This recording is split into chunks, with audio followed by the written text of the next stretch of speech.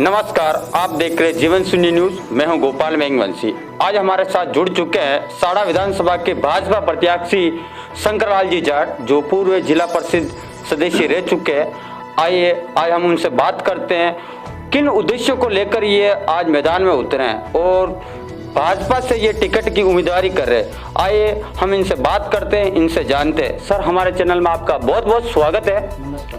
आप जो टिकट के लिए भाजपा से उम्मीदवारी कर रहे हैं, मेन उद्देश्य क्या सर आपके? बस लोगों की, सब पब्लिक परेशान है, उसको समाधान करना है और जो भी आगे वाली केंद्र की योजना है सबको लाना है क्या। और अपना तो एक ही उद्देश्य, जनता की सेवा करना है। अच्छा। हाँ, जनता की सेवा करना चाहता हूँ। अपने टिकट की कोई लालचा नहीं है, मैं जनता की सेवा करना चाहता हूँ। अच्छा। इस बार पार्टी अगर मेरे को मौका देती है तो सेवा करेंगे, पूरा तन मन धन से करेंगे। अच्छा।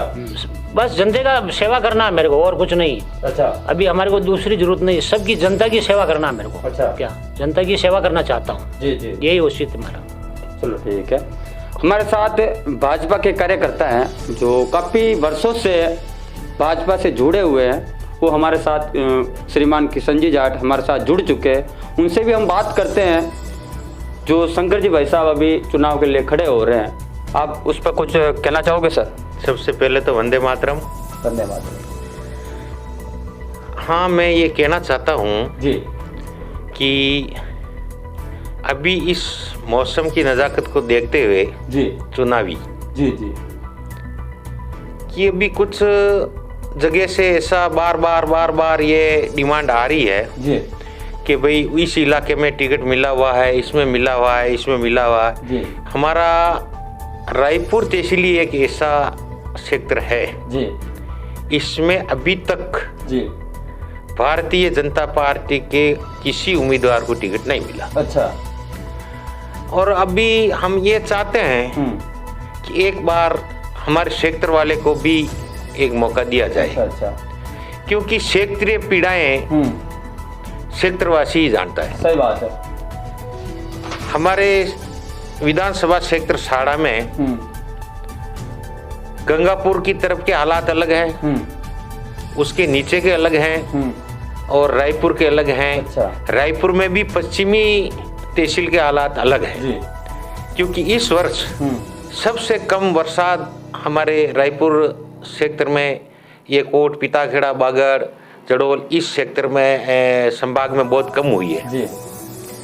तो अब यहाँ की समस्या हम ही जानते हैं। यहाँ की मेन सड़क और पानी की बड़ी समस्या है। मूलभूत समस्या है। मूलभूत समस्या साड़ा विधानसभा जी, की। साड़ा सभा में भी हमारे यहाँ की मूलभूत सुविधा सड़क और पानी की है। अच्छा।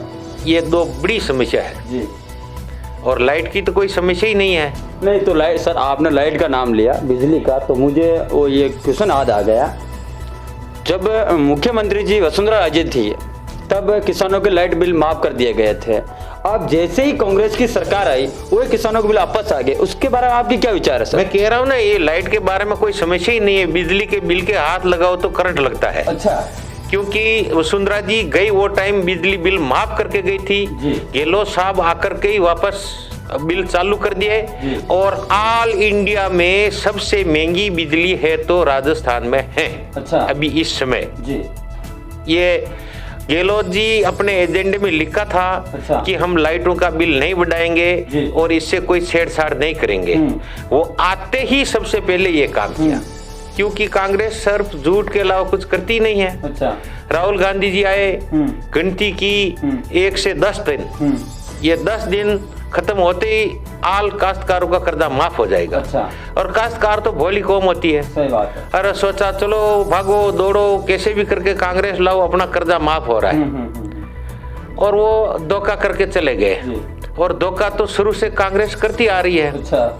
वैसे भी धोखा की बात करें तो राहुल गांधी जी की कंधे पे बंदूक रख करके ये लोग धोखा बार बार उनसे करवाते हैं। अच्छा। बेचारा एक भोला भाला आदमी मिल गया कांग्रेस में। कभी इनको कोर्ट पे जनेऊ पहनाते हैं, कभी इनको क्या करते हैं। सब एक फिल्म के पोस्टर टाइप इसको यूज कर लेते हैं। और वो सब का सब जाके गिरे राहुल गांधी जी पे। तो अभी भी ये कर्जा माफी का राहुल गांधी जी से बोला दिया, और करने वाले तो नीचे बैठे हैं, ये कुछ करते ही नहीं। अच्छा।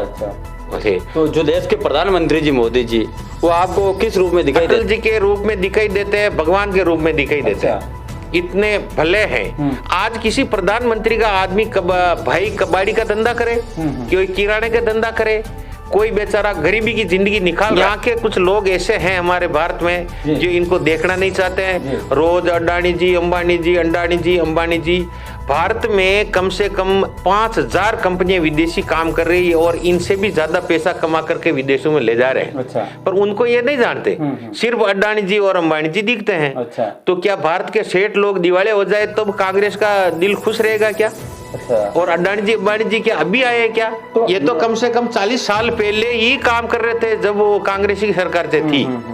है अभी क्या ये चौकदा के बाद ही अडानी अंबानी आए क्या? सही बात है। कुछ नहीं, ये सब नाटक है, राजनीति है। कल ही सरकार दूसरी आ जाओ, ये सब अच्छे हो जाएंगे, अडानी जी अंबानी जी सब अच्छे लगने लग जाएंगे। जी जी। है जो साड़ा विधानसभा में जो अब उपचुनाव होने वाला है, उसमें अभी भाजपा से एक तरफ रूपलाल जी जाट दिखाई दे रहे हैं, दूसरी तरफ शंकरलाल जी जाट दिखाई दे रहे हैं। तो आपको दोनों में से कौन सा चेहरा अच्छा लगता है सर? भाई अभी तक तो बेदाग चेहरा शंकर जी है। अच्छा। जिन्होंने अभी तक तो ये कोई एमएलए का इलेक्शन लड़ा नहीं जी। और जो छोटे इलेक्शन है सीआर के हैं, डीआर के हैं, तो इन्होंने 2 इलेक्शन लड़ा जी, दोनों जीते जी। और इस क्षेत्र में और हमारे किसान कौम में भी इनका वर्चस्व बहुत अच्छा है। अच्छा।